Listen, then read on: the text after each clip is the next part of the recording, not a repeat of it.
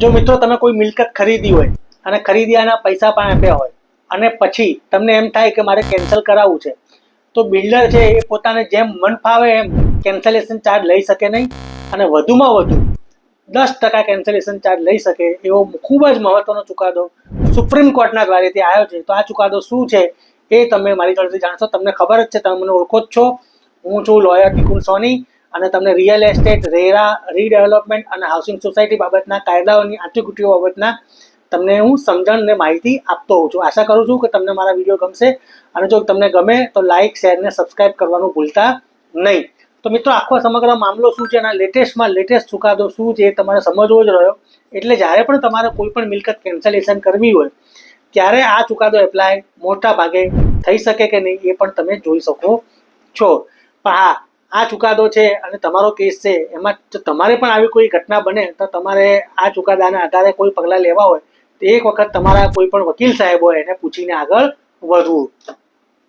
તો મિત્રો તમને હું જણાવું કે મામલો શું હતો. મામલો હતો કે ગોદરેજ પ્રોજેક્ટ, જે કેસનું પહેલાં તો નામ કહી દઉં, Godrej project development limited versus Anil Karlekar નામનું કેસ ટાઇટલ છે સુપ્રીમ કોર્ટનું. એ કેસ ટાઇટલ છે એનો તો અહીંયા મેં સ્ક્રીનશોટ ઉપર આપી દીધેલું છે, તમે જોઈ લેજો. એટલે તમારે પણ સુપ્રીમ કોર્ટની વેબસાઇટમાંથી આ જજમેન્ટ જોવું હોય તમે ડાઉનલોડ કરી અને આ જજમેન્ટ વાંચી શકો ને જ્ઞાન મેળવી શકો. તો હવે આ આખી વિગત શું છે એ હું તમને વિગતસર જણાવું. તો મિત્ર, આજે મિસ્ટર અનિલ કાર્લેકર હતા, એમણે ગુરગાંવમાં આ ગોદરેજ પ્રોપર્ટીઝ પાસેથી આ ફ્લેટ ખરીદ્યો હતો. 14મા માળે ફ્લેટ લીધો હતો ને એની જે કિંમત છે, સેલ પ્રાઇસ છે, 1,70,00,000 રૂપિયા નક્કી કરવામાં આવી હતી. અને હમણાં ધીરે ધીરે કરી અને ટોટલ 51 લાખ રૂપિયા ચૂકવ્યા હતા. અને 2014માં આ બધી પ્રોસેસ કરી હતી અને 2017માં ફ્લેટ તૈયાર થઈ ગયો.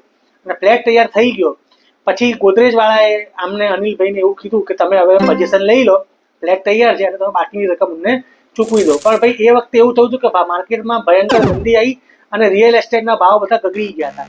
એટલે એમનો જે ફ્લેટ છે એનાથી ઘણા બધા નીચા ભાવે એમના આજુબાજુમાં જ અને આનાથી પણ સારા ફ્લેટો મળતા હતા. એટલે એમણે કીધું કે ભાઈ માર્કેટમાં અત્યારે કન્ડિશન ખરાબ છે અને તમે મારે કેન્સલ કરાવો છે ફ્લેટ, તો તમે મને ફૂલ રિફંડ આપી દો, મારે કોઈ પૈસા લેવા નથી. તો જે આ બિલ્ડર છે, ડેવલપર છે, એના દ્વારા એવો વાંધો ઉઠાવવામાં આવ્યો કે આપણે જે એગ્રીમેન્ટ કરેલો છે, બાયર એગ્રીમેન્ટ કરેલો, આપણે એને બાનાખત કહીએ. એ બાનાખતની શરતમાં મૂળ એવું કહેવામાં આવ્યું છે કે જે ફ્લેટની જે ખરીદ કિંમત છે અથવા તો બેઝ પ્રાઇસ છે જે 1.70 કરોડ છે, એના 20% જે અર્નેસ્ટ મની ગણાશે. અને એ જો કોઈ તમે ફ્લેટ નું પોઝિશન લેવામાં નિષ્ફળ જાઓ અને ફ્લેટ કેન્સલ કરાવો અને અથવા તો કોઈ શરતોનું ભંગ કરો છો અને ફ્લેટ નથી લેતા, તો અર્નેસ્ટ મનીના એટલે એ 20% એ 20%, એટલે પૂરેપૂરી 20% રકમ ફોરફિટ કરી દેવામાં આવે. એટલે તમને જે 51 લાખ રૂપિયા એમણે આપ્યા હતા, તો તમને એમાંથી 34 લાખ રૂપિયા, એટલે 17 દૂન 34 લાખ રૂપિયા બાદ કરીને તમને અમે આપીશું. એટલે તમને બાકીની એમાઉન્ટ મળશે 20% જેટલી, બહુ મોટી રકમ, એટલે કે 34 લાખ રૂપિયા જેટલી. 51 લાખમાંથી 34 લાખ રૂપિયા જેટલી રકમ એ લોકો કાપી દેવાની વાત કરતા હતા.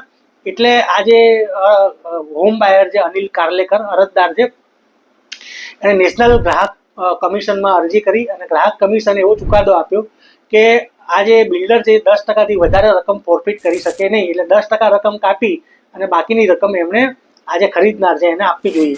તો ગોદરેજ દ્વારા આ ચુકાદો સુપ્રીમ કોર્ટમાં પડકારવામાં આવ્યો હતો અને સુપ્રીમ કોર્ટ દ્વારા પણ સ્પષ્ટ કરી દેવામાં આવ્યું કે ભાઈ આ જે છે તમે આવી રીતે પેનલ્ટીના ભાવમાં આવી રીતે લઈ શકો નહીં. 20% જે તમે આ શરત નક્કી કરી છે, ઇટ્સ લાઇક પેનલ્ટી. એટલે અમુક જે કાયદાઓ છે મુજબ તમે આવી રીતે કોઈ હોમ બાયરને પેનલ્ટી વસૂલ કરી શકો નહીં, એવું ચુકાદામાં એક જગ્યાએ લખેલું છે.